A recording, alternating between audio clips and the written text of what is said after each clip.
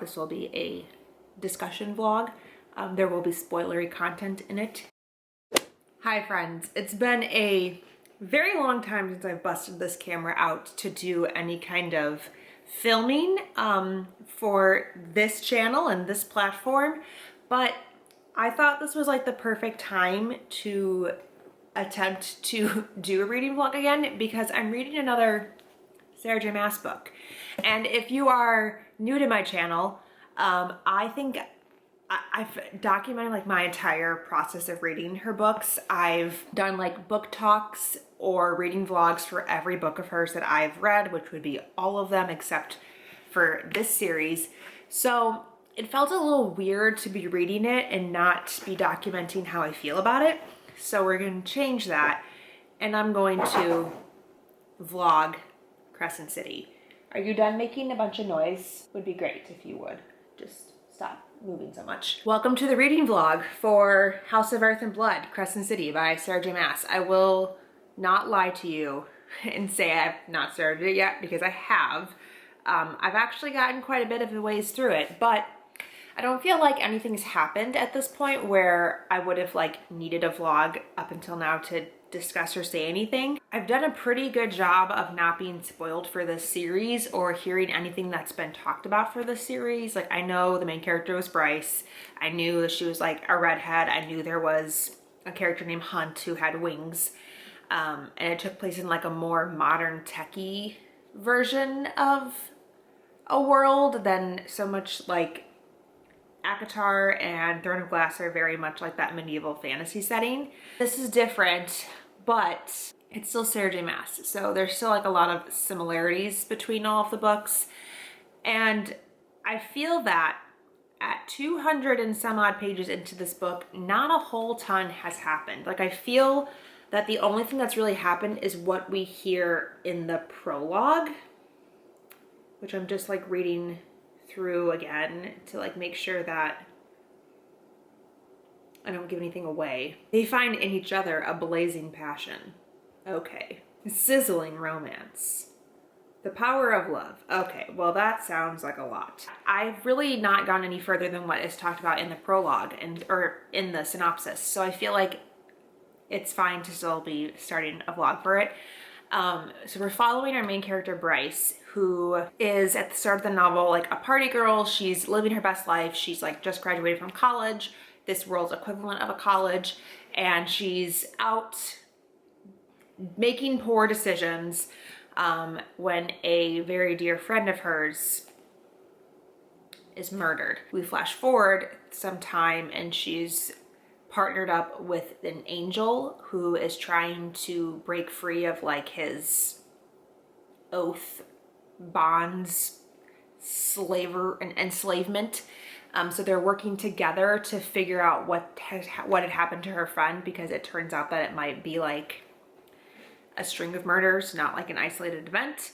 And that all happens in the first 200 pages, and that's also what's in the synopsis. So I wouldn't say that like the synopsis gives anything away unless you don't want to know that the friend had been murdered. But I feel like that's like the whole hook for the story, is that you're following a girl whose best friend gets murdered and is trying to solve the murder. Like, that's the whole premise and the hook of the book. So if you go into it not knowing that, that just means that you didn't read the synopsis and you're just picking it up because it's a Sarah J. Maas book. I do believe this one is an adult book. It's not a YA new adult book. It's adult. I'm a little bit confused on the setting of this book, because it feels like our world, but like not our world, if that makes any sense. Like, they have cell phones, which is obviously a very modern piece of technology, but their houses aren't powered by electricity. They're powered by like lights, which feels very magical. So I don't really understand the cell phone thing, or like the college school system that they talk about in here is very much like obviously based on our school system. And I don't know, the cell phone thing is a weird like loop for me personally, because, or like, it's a weird thing that I'm getting hung up on, because a lot of like technology in here is still magically powered, except for like the cell phones, and they're called cell phones, like they're not called something else. So it feels like our society in the distant future, that possibly like had a crossover event with a parallel world, and magic and beings invaded it and took it over.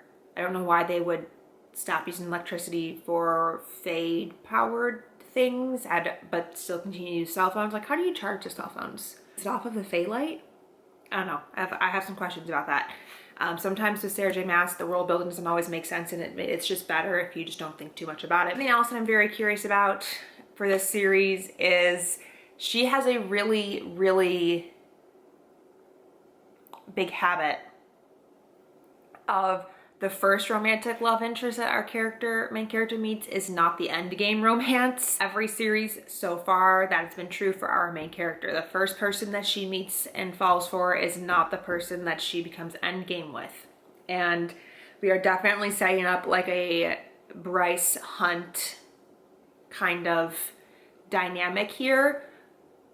But if they get together in this book, which it sounds like based on the synopsis, it's going to be a little spicy, they're not going to be endgame. Typically, our main character starts off as like human or is bound to be human in some way. My character here is half Fae, half human, which is another thing that Sarah J. Maas loves to write about.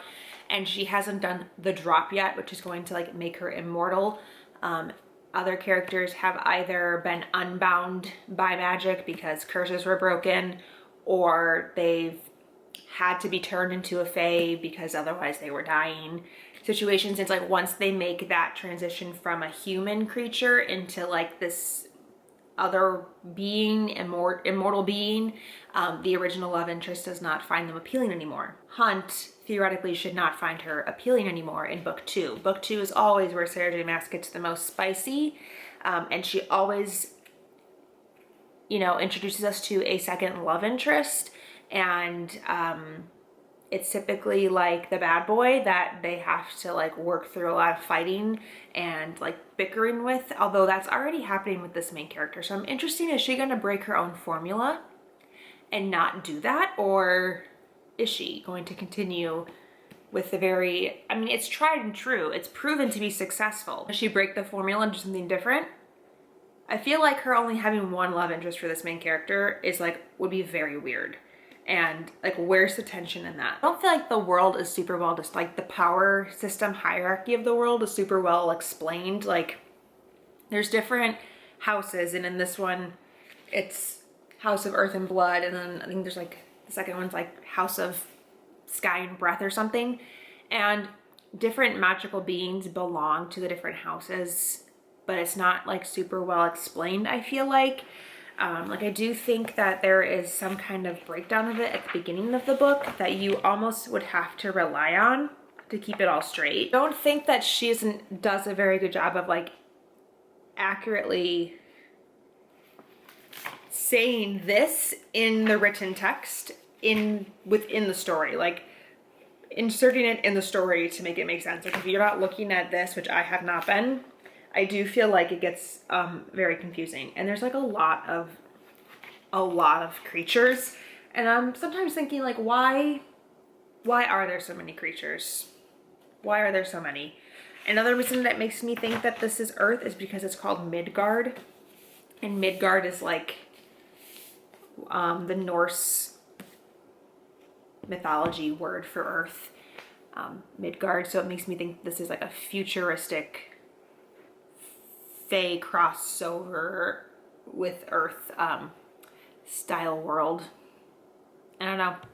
I feel like I can picture it, but I can't. So there's something that I think is kind of funny that I want to just mention from this book. When she makes specific references, I just feel that she's doing it intentionally because I'm familiar with the way she writes stories. So on page 316, she says this. See, that right there is the problem. You and the whole rest of the world seem to think I just exist to find someone like him. That, of course, I can't be genuinely not interested, because why wouldn't I want a big, strong male to protect me? Surely if I'm pretty and single and second any powerful veneer shows interest, I'm bound to drop my panties. In fact, I didn't even have a life until he showed up. Never had good sex, never felt alive. Wait, I'm sorry. Is that the plot point? Wait, all of Throne of Glass and ACOTAR? You don't say. Is that not the storyline for Selena? Oh, and maybe also Feyre? You're so funny, Sarah J. Maas. Yes, ma'am? What do you want? Uh-oh. Still reading this book, and I haven't updated in a while because I don't feel like a whole lot is actually going on. This is the book I'm referring to. You probably already knew that, but I'm on page 340, which I feel like is quite like a decent way into the book. Like, I'm not quite half, but I'm pretty close, and I feel as if there is like literally nothing happening, which I'll talk about more later when I maybe finish this chapter, but there is something interesting that came up on this page. They're in a prison talking to a convicted person from earlier in the book who may not actually have been responsible for what they convicted him for, but, you know, still like a traitor and a rebel and a bad person, theoretically. Where did it go? I think technically Hunt's perspective, and it says, Briggs asked, did a lot of veneer die in the bombing? Disgust curdled Bryce's face. No, she said, standing from her chair, not a single one. She spoke with the imperiousness of a queen. Hunt could only rise with her. I've read a few Sarah J. Maas books in my time. I mean, all of them except for the series, and I know how she does, you know, like little tells, little foreshadowing. That was foreshadowing. Without a doubt. Not predictable. Well, I guess it is. I guess it would be. If you read her books and you're like familiar with the way she tells stories, watch out. Bryce is going to be a queen. I don't know of what, but Bryce is going to be a queen. So right now we are with Rune at a med clinic on page 376. And I think I found another Throne of Glass reference. They're talking about witches because he's going to see a med witch, and it says their power was inherited from some ancient source that the witches claimed was a three-faced goddess. Another Throne of Glass reference. Just throwing it out there. I know that there's like theoretically going to be a connection at some point in this book. I feel like a lot of people have hinted that this is the book that kind of like connects all the other ones. I don't know if I love that or want that or am excited about that, but I was expecting to see some things in here. This witch has also now been referred to as a queen. So this witch that doesn't look a day over 30. You okay, Brew? Uses the old magic to do her healing, is not aware of so much technological advancements and that we don't get a name for. Suspicious. And she talks with a foreign accent that is from a very old area of this world. Suspicious. I'm not sure if I already mentioned this in some other clip, but I was thinking about how in this world, it's called Midgard. And Midgard is, you know, one of the realms of Norse mythology. And we are just at the part where we learn that Midgard is technically a planet. And Hell is also like another planet. And that they all exist in the same world. And like, I know theoretically this book ties in with her other books. Because it's like the one thing that I've gleaned from, you know, like the pitter patterings on the internet, and it makes me wonder if wherever the other two series take place, like whatever planets they are on, if they are also going to be Norse mythology names, because we know how much Sarah J. Maas loves a Norse Celtic influence in her books. Also, on the same page where we talk about Midgard being a planet, we also learn that the thing upon Hunt's brow, we're meeting the demon, the Prince of Chaos or Chasm or wherever it is that he's from, and it says that he looks at Hunt and says, "What are you doing with the black crown upon your brow?" Hunt didn't dare let his surprise at the question show. He'd never heard it called that before. A black crown, halo, witch ink, mark of shame, but never that. That means something. It always means something when Sarah J. Maas does things like that. Oh my god, also something else I wanted to mention. I've been taking notes, but I haven't had a moment to record my thoughts. We find out that the Medwitch, the unnamed Medwitch, he is mentioned as having a broom. Something else that happened that I kind of forgot about, that I needed to mention, is that we find out that Sabine does not kill her daughter Danica, and that she does not steal the horn, but she actually protects Danica, who was the one that stole the horn. I was a little shocked to find that out. I don't know if that was peppered in there and I just missed it and didn't pick up on it, but I was quite surprised to hear that Danica stole the horn. But then thinking back, that makes sense for why she was so weird and cagey around the time of her death, and why she was acting the way she was with Bryce. So if she stole the horn, we don't know why or what for yet, but we do know that her mom, Sabine, was protecting her, and she's the one that erased all the footage and inserted other clips to throw people off of Danica's scent.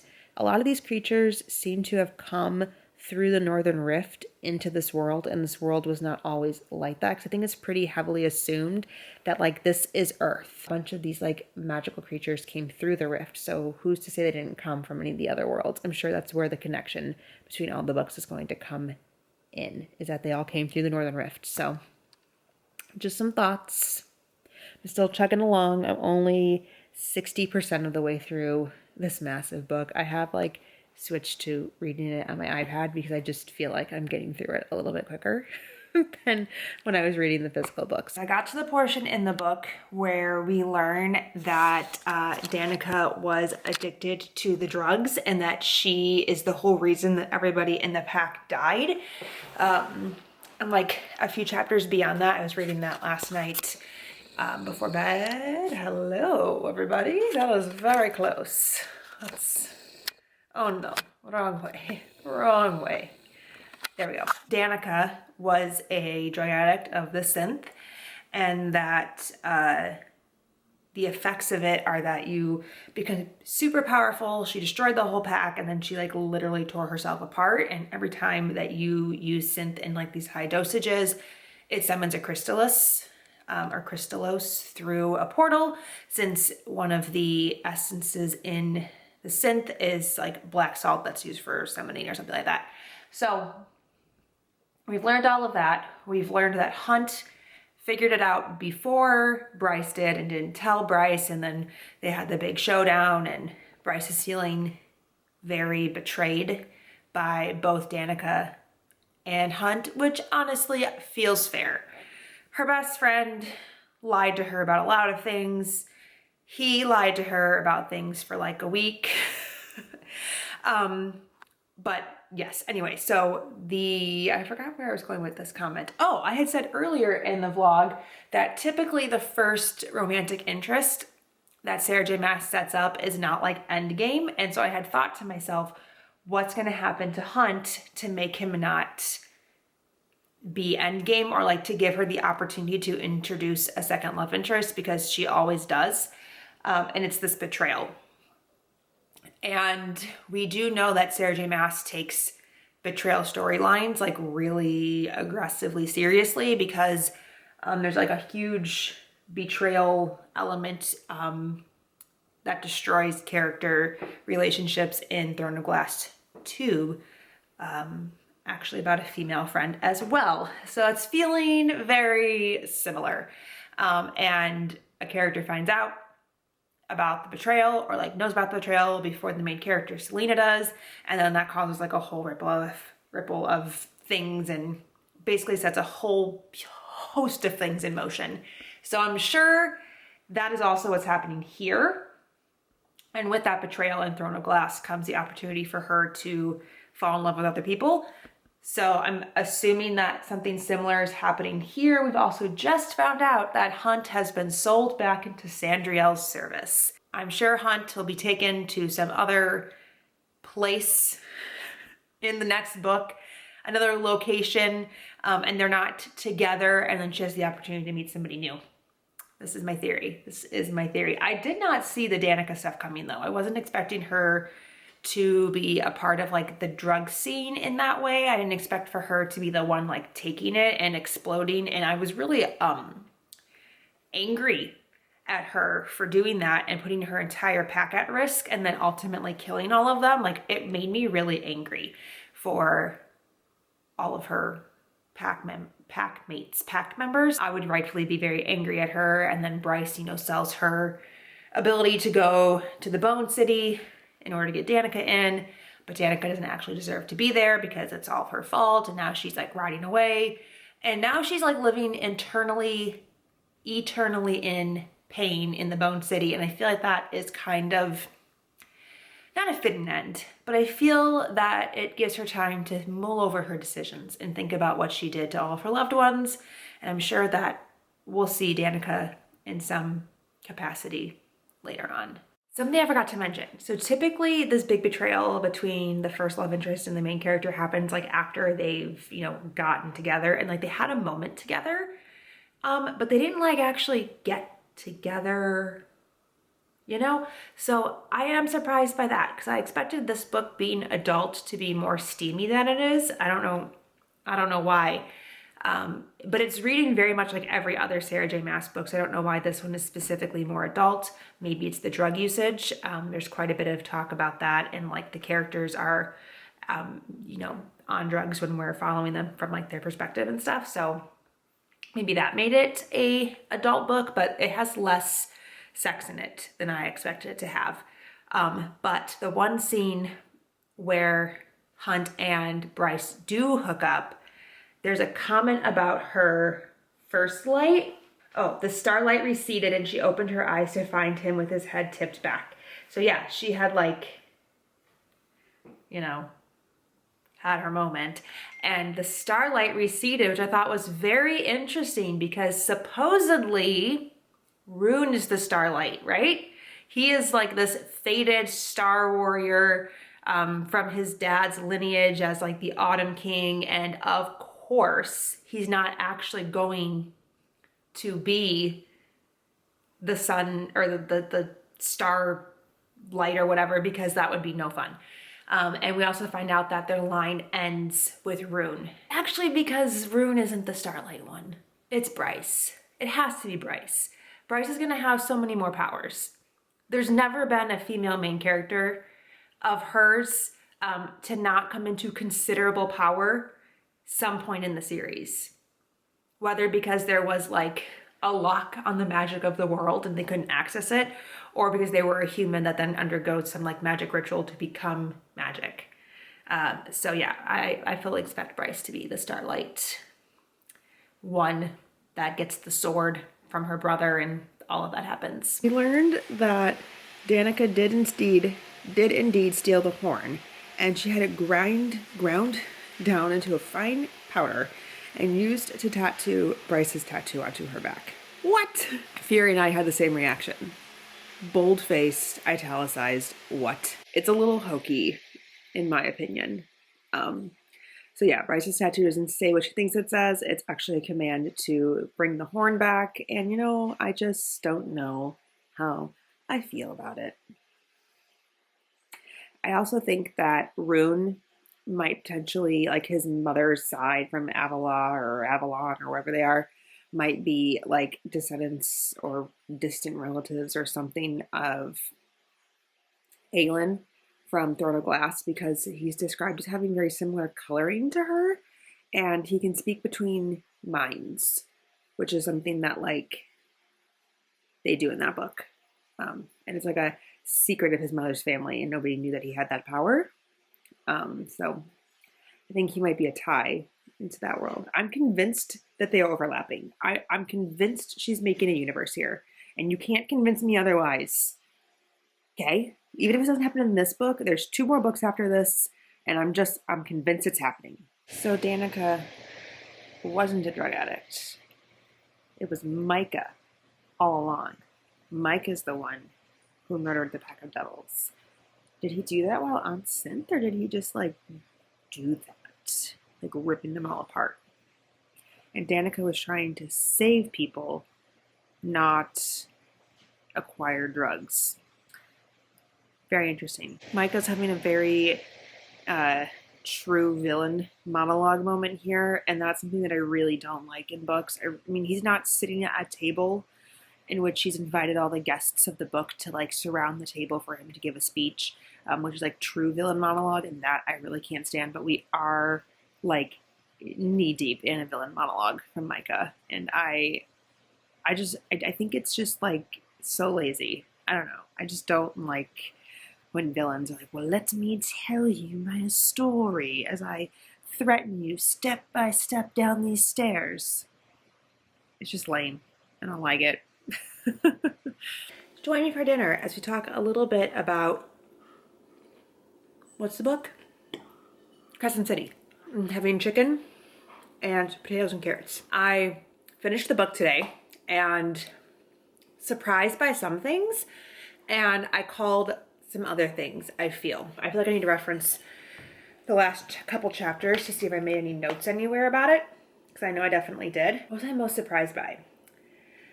I think I was the most surprised. What did we last talk about? Have we talked about Bryce's Starlight power yet? Did I not call that? I think I totally called that. So she is the Starborn Starlight one. Rune is not. She has the light inside of her. Rune does not. But it seems like they are 2 sides of the same coin, or like 2 a pair. They mentioned that like in historical texts there can be 2. And so like one has actual abilities, one has the light. I'm sure that the sword is going to come into play somewhere, because they do mention that like the sword doesn't glow the way that it's supposed to when Rune has it, but it hums in the presence of Bryce. So I'm sure there's going to be something to that. I was me shocked during the whole scene with Bryce in the library with the governor, with Micah. I was like, what the hell is going on? Was not expecting that at all. I feel like, okay, did I realize that Micah was gonna be the bad guy? I don't think so. I don't know why. It just didn't occur to me that he was gonna be the bad guy. That whole scene was like stunning. And I also would like to mention that it is funny to me that Bryce is the daughter of a sharpshooter, like a really prominent, famous sharpshooter in this world. And so she very clearly knows how to use a gun. And she very obviously was trained by her stepfather for many, many years on how to properly use weapons. And she is more successful and more knowledgeable and just like better equipped than Selena, the assassin, feared worlds over, ever was. Like, I feel like everybody loves to joke that Selena's like the worst assassin of all times, because she like eats freaking candy that she finds just randomly laying on her bed. Like, do you think there might be poison in that girl? Do you check? No, she just eats it. It was very refreshing to see a female character who has these traits bestowed upon her actually like make sense and like actually be able to use them. So she was a badass, and it was fantastic, and I loved all of that. I thought that the single drop, untethered drop, was like such a good scene too, and how she just like pummels through this power well that she shouldn't have access to, that she's not recorded to have access to, and then she ends up landing somewhere really powerful, like even higher than her dad, and all the consequences that's going to come with that. And I told you all that she would end up coming into an enormous amount of power, even if she's supposed to be just like an average human. Sarah J. Maas's female characters are never average human. They always come into some like ridiculous amount of power that makes them the most feared, sought after person in the realm. So glad to see that that trend is continuing. I'm a little confused about the hunt stuff though, because like they never actually have sex in this book, which is very weird to me because that is a constant of all of her other books. And I did think that when the betrayal happened, that would be the moment that we get the Hunt like flip and that she's not interested in Hunt anymore, or that when he goes and off with Sandriel, I'm like, okay, this is the moment when they're going to be separated and like they're not going to be together in the next book. Doesn't happen either. At the end when she has like this huge power drop or whatever, she doesn't go off to be with Sandriel. Like there were a lot of moments where I felt like Sarah J Maas could have followed in the same footsteps as her past books and then didn't, and I was pleasantly surprised that it was a little bit different. I'm sure that there are similar beats in the second book because it's Sarah J Maas's like stamp of her writing. It was interesting to not see them in here. So that was fun too. My battery's about to die. He got his slave tattoo removed from both his forehead, or the crown removed from his forehead, slave tattoo removed from his wrist.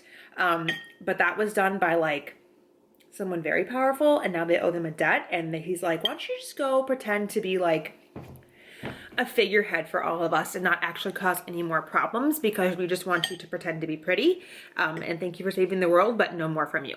A little slap in the face. We also find out that Rune has the ability to telepathically talk to people, which is a very Throne of Glass trait. Also, I think that pops up in A Court of, what's that book called? ACOTAR? Thorns and Roses? You know this already? I feel like I might have. I'm trying to like race past my battery so I don't forget some of my thoughts. And then they make a comment to Adis, the Prince of Hell, makes a comment to Jessica. I think Athalar's father would have been proud, sentimental of you, saying that like she would know better than anybody else. So there's definitely something there as well that I'm excited to find out about. What's going on between Jessica and Athalar's father and like some of his history, because clearly that's important. And then we find out that the light emitting from Bryce is Thea's light, which they thought was lost forever. And obviously it's within her. So that obviously means something really important as well, because she's a very famous creature of historical significance in this world. Lots to think about. I have no real thoughts, just what I'm feeling. I feel like on most first reads of her books, I don't really have a ton of thoughts because you have to like marinate in the story a bit and get some more information before you can like form theories. But I finished it and I really enjoyed it. And I want to read book 2 so bad, which is, I wasn't gonna do it, but I really want to.